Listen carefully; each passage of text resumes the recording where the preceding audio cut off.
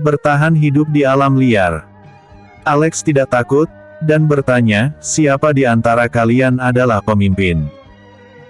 Seorang wanita yang mengenakan seragam tentara bayaran hitam maju dan berkata, aku pemimpin di sini. Kamu bisa memanggilku Adeline Hanasta. Aku telah membawa orang yang kamu inginkan. Di mana istriku? Adeline memandang ke arah Edward, lepaskan dia dulu. Alex menggelengkan kepalanya, tidak mungkin. Sebelum melihat istriku, aku tidak mungkin memberikannya kepadamu. Adeline berkata, Alex, kamu benar-benar berani. Sebelumnya, aku benar-benar tidak percaya kamu bisa datang. Tapi karena kamu sangat berani, maka aku akan mengabulkannya. Bawa wanita jalang itu kemari. Segera, Erika dikawal keluar dari kabin oleh 2 tentara bayaran petir. Sejak Erika dibawa ke kapal ini, dia tahu bahwa kemungkinan bertahan hidup kali ini sangat rendah. Meskipun para penculik meminta Alex untuk bertukar sandera, tapi Erika menebak bahwa Alex pasti tidak bisa melakukannya. Bertukar sandera sendirian di lautan luas sama saja dengan mencari mati. Selain itu, pihak polisi juga tidak akan setuju Alex membawa Edward. Dia tidak menyangka Alex benar-benar muncul di atas kapal bersama Edward. Dalam sekejap, Erika menangis, Alex. Kamu benar-benar datang. Melihat wajah ketakutan Erika, tapi tidak terluka, Alex merasa lega. Dia berbalik menghadap Adeline, aku sudah membawa orang yang kamu mau. Kuharap kamu dapat menepati janji dan menyerahkan istriku kepadaku. Adeline mengangguk pelan dan melambaikan tangannya, lepaskan dia. Ikatan Erika dilepas, lalu dia berlari dengan cepat dan jatuh ke pelukan Alex. Baginya, pelukan pria ini adalah tempat teraman di dunia. Bahkan jika dia mati di sini hari ini, dia juga tidak ada penyesalan lagi. Alex mendorong Edward dengan satu tangan. Dia menghibur Erika, Erika, jangan takut, aku di sini. Adeline meminta orang untuk mengangkat Edward, dan kemudian menatap Alex dengan wajah dingin. Dia tiba-tiba berkata, sungguh pasangan yang romantis, tapi sayang sekali. Alex berkata, sandera sudah ditukar. Suruh orangmu untuk mengisi penuh speedboat ini untuk kami akan kembali. Ketika datang, speedboat telah melewati lebih dari 3 jam pelayaran, dan bahan bakar di dalam tangki telah habis. Jika ingin meninggalkan lautan luas ini, tentu saja harus ada transportasi, dan kapal kargo ini pasti tidak akan kembali. Satu-satunya harapan adalah speedboat itu. Tapi siapa sangka, Adeline malah tersenyum dingin, Alex, apa kamu benar-benar tidak punya otak? Atau kamu dilahirkan dengan keterbelakangan mental? Apa kamu pikir aku benar-benar akan melepaskanmu? Begitu Adeline melambaikan tangan, puluhan tentara bayaran petir mengarahkan senjata mereka ke Alex. Adeline tertawa licik, wajah yang sebelumnya terlihat cantik berubah menjadi mengerikan. Alex, aku ingin membalaskan dendam suamiku yang sudah meninggal. Kalian harus mati. Tembak. Pada saat Adeline mengeluarkan perintah penembakan, sosok Alex bergerak cepat seperti kilat. Banyak tentara bayaran tidak melihat apa yang sedang terjadi, dan hanya melihat sebuah bayangan bergegas menuju haluan kapal besar. Itu terlalu cepat, ketika Adeline menembak dan memberi perintah, Alex menggendong Erika melompat tak beraturan, dan sudah mencapai jarak 5 meter dari haluan kapal. Alex memeluk Erika dan melompat. Pada saat yang sama, pistol di belakang berbunyi, dan peluru yang tak terhitung jumlahnya melesat mengenai kapal di belakang keduanya. Peluru-peluru itu menyemburkan percikan api saat mengenai kapal.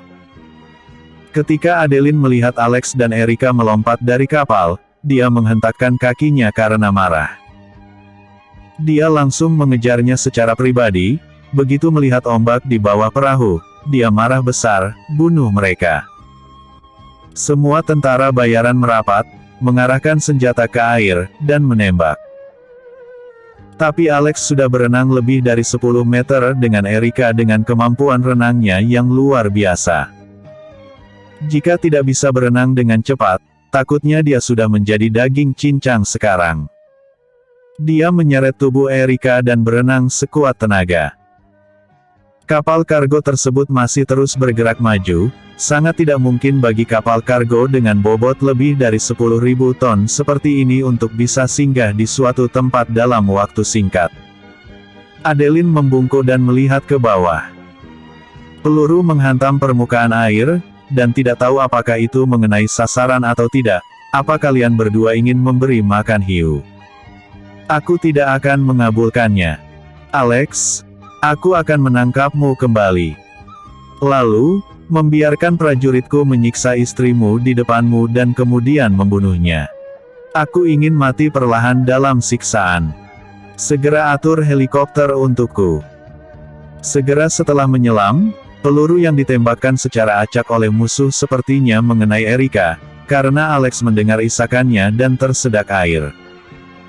Namun, karena situasinya darurat saat itu, dia tidak sempat memeriksa luka istrinya. Malam ini, cahaya bulan redup dan juga ada kabut di laut. Cuaca seperti ini membantu Alex dan Erika melarikan diri. Alex membawa Erika berenang lebih dari 500 meter sebelum berhenti. Erika, mana yang sakit? Erika memang baru saja tertembak, dan peluru itu mengenai pantatnya. Untungnya, dia berada di bawah air, dan ketika peluru mengenai dia, tekanannya berkurang oleh air. Namun, pantatnya masih sangat sakit. Dia berkata, "Alex, pantatku tertembak. Meski bukan luka yang fatal, tapi jika pendarahan tidak berhenti, aku khawatir aku tidak akan bisa bertahan."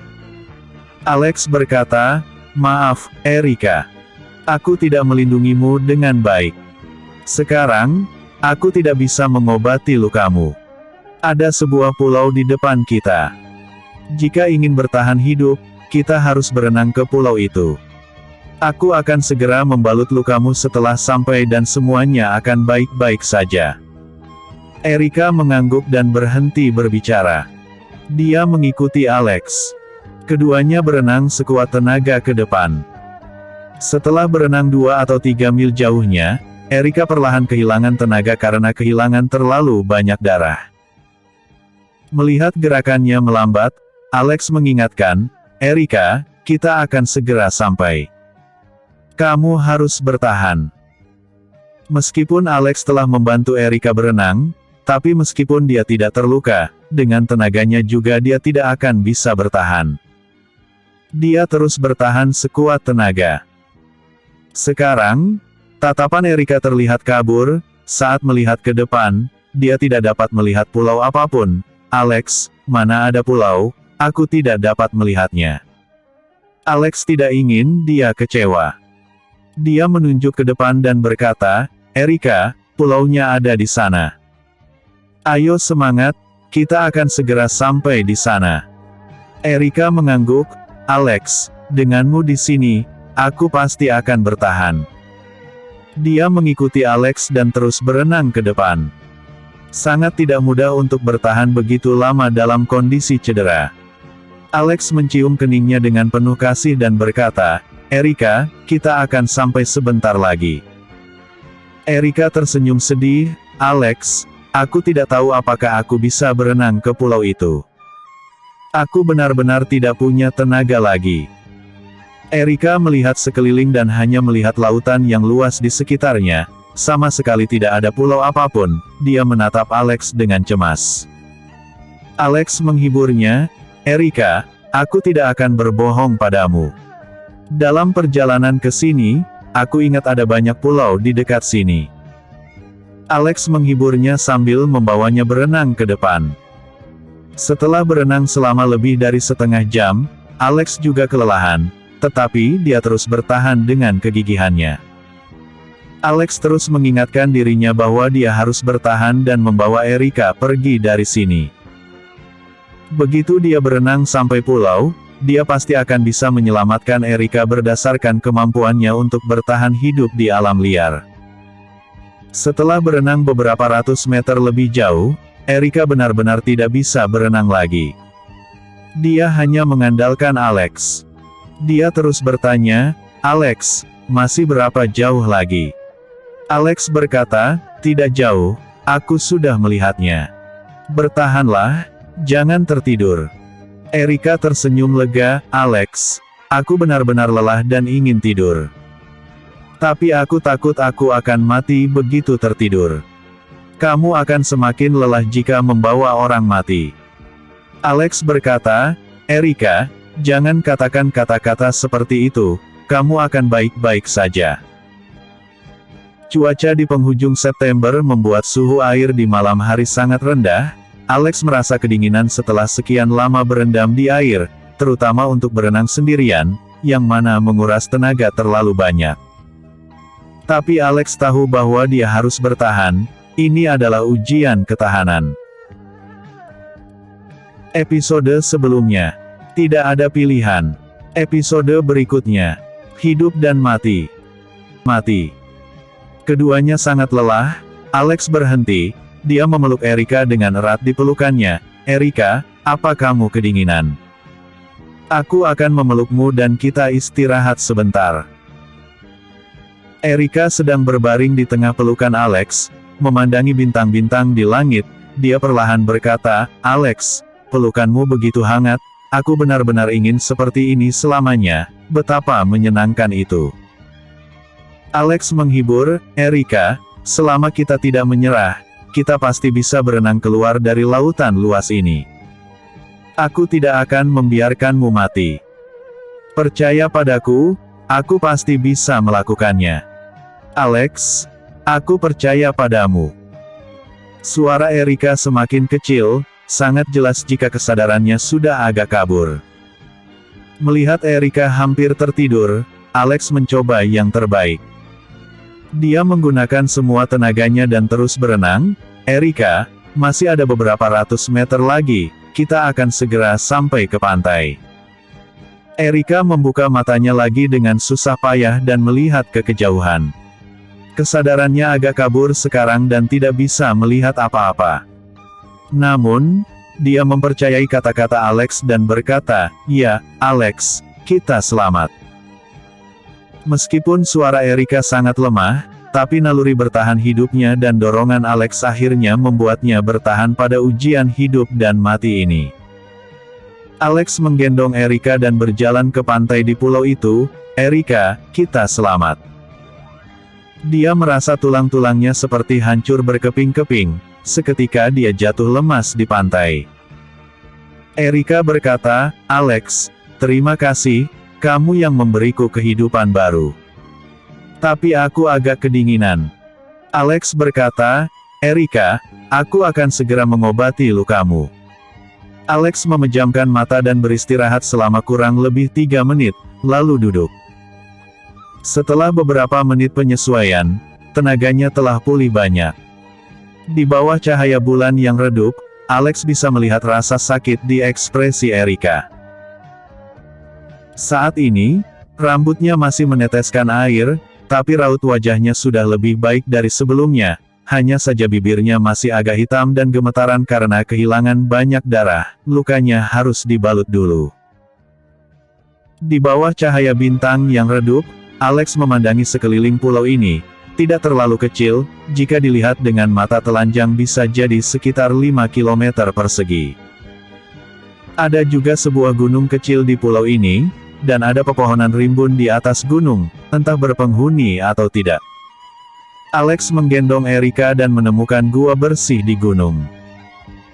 Setelah membaringkan Erika, Alex membuka pakaiannya yang basah, dan ketika dia melepas celananya, alis Erika sedikit mengernyit, tampaknya sedikit kesakitan.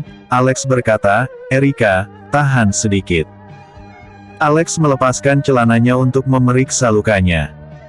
Warna pahanya yang ramping dan seksi agak keunguan, hal ini jelas karena kedinginan terlalu lama. Di bagian luar pinggul kiri, terdapat noda darah samar pada asteris.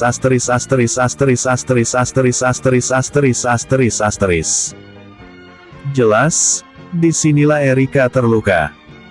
Erika menggertakkan giginya dan berkata, "Alex, kamu bisa melepaskannya untukku, pelurunya ada di pantatku."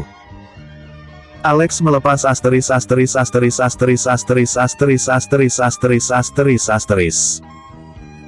Alex dengan hati-hati memeriksa lukanya dengan bantuan sinar bulan dan berkata, "Untung peluru ini tidak menembus terlalu dalam.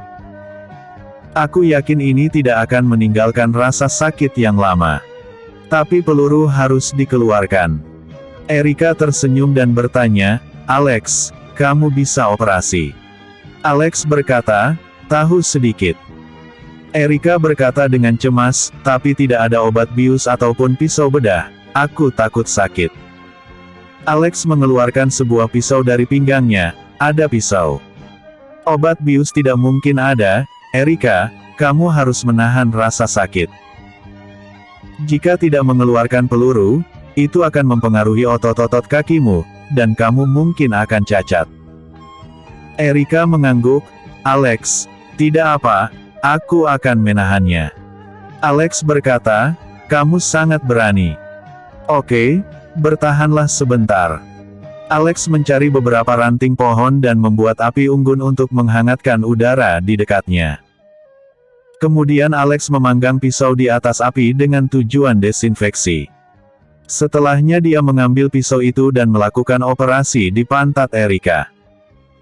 Erika menoleh dan melihat pisau yang mengkilat mendekat pada kulitnya. Dia gemetaran, tetapi dia tahu bahwa selama operasi, dia harus berusaha sebaik mungkin untuk tidak bergerak. Dia mengambil celananya dan menggigitnya erat-erat. Alex memulai operasi. Ujung pisau membuat tanda silang pada lukanya. Erika segera berkeringat dingin karena kesakitan, tetapi dia mencoba yang terbaik untuk mengendalikan tubuhnya agar tidak bergerak atau berteriak untuk bekerja sama dengan operasi Alex. "Erika, aku tahu kamu kesakitan, bersabarlah, sebentar lagi akan selesai." Begitu pisau menggores kulit istrinya, itu benar-benar lebih sakit daripada mencungkil dagingnya sendiri. Alex dengan tenang mengeluarkan peluru dengan pisau, tanpa obat hemostatik. Dia mengeluarkan beberapa uang kertas dan membakarnya menjadi abu, kemudian menaburnya pada luka Erika. Karena tidak ada perban, dia melepas bra Erika, memotong talinya, dan mengambil lapisan spons untuk membantunya membalut luka. Setelah menghentikan pendarahannya, Alex menghela nafas lega. Operasi sederhana membuat Erika hampir pingsan karena rasa sakit. Setelah operasi, dia menjadi lemas. Untungnya, Erika suka berolahraga dan kondisi fisik yang baik. Kalau tidak, dia pasti sudah koma. "Alex, aku benar-benar tidak tahan lagi. Aku harus tidur sebentar. Jangan pergi." Erika sangat lelah sehingga matanya tertutup setelah berbicara.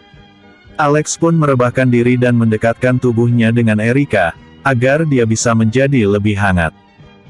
"Erika, aku tidak akan meninggalkanmu. Aku akan selalu bersamamu." Karena ada api unggun di sampingnya, dia tidak lagi merasa kedinginan. Alex juga sangat lelah, dan sangat membutuhkan tidur yang nyenyak. Dia memeluk badan Erika dan tertidur. Ketika Alex bangun, apinya sudah padam, dan langit juga perlahan terang. Alex memandang Erika. Dia masih tertidur dalam pelukannya.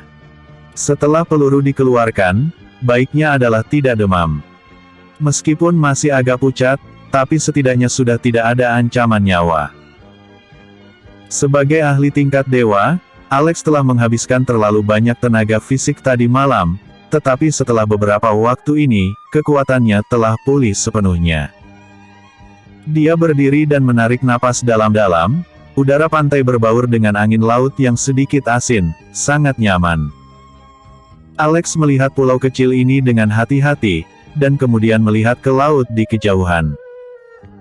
Dia tidak bisa melihat satupun perahu, dan dia juga tidak tahu di mana dia berada sekarang. Tidak ada sinyal ponsel, dan tidak bisa mengirim sinyal bantuan. Erika membuka matanya. Dia mengulurkan tangan dan memegang tangan Alex. "Alex, di mana kita sekarang?" Alex tersenyum pahit, Aku juga tidak tahu, tapi tidak masalah. Kurasa akan ada kapal yang lewat segera. Apa kamu lapar? Erika mengangguk. Memang, sejak dia diculik kemarin, dia belum makan apa-apa.